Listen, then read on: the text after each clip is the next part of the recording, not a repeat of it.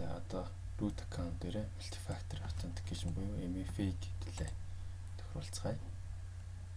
За activate хийгээд за virtual MFA device буюу application-ээр хийнэ гэсэн үг. За миний гар утсан дээр энэ Google-ийн authenticator гэдэг ах нь байгаа. Тэгэхээр тэрнийг ашиглана.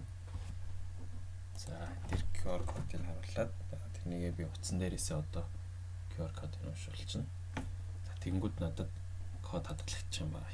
За тэгээд тэн дээр нь би энэ дээр гарч ирсэн кодыг иш оруулаад за 190 137 гэсэн байна.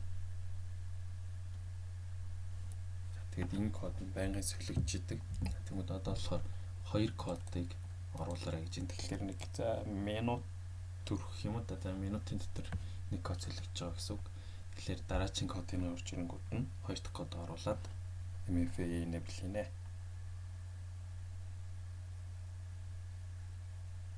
За дахиад шинжлэхийлээ.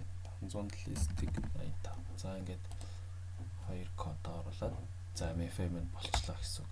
Тэгэхээр одоо үүнээс хойш би логоут хийгээд логин хийх болгонд гар утсан дээрээсээ MFA-г окей хийж одоо логин хийх боломжтой болно гэсэн.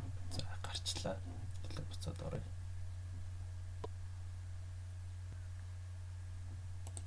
AWS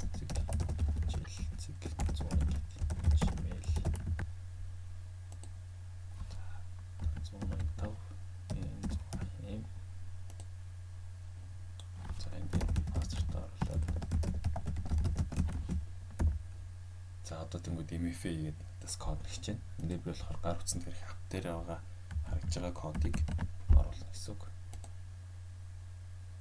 За ингээд тэр маань амжилттай болж иж логин хийж байгаа. Тэр маань буруу байх юм бол логин хийж чадахгүй гэсэн үг. Тэгэхээр multi-factor буюу зөвхөн username password-аас гадна дахиад өөр нэг хавт дээр зөвшөөрөл өгчиж логин хийдэг болно гэсэн үг.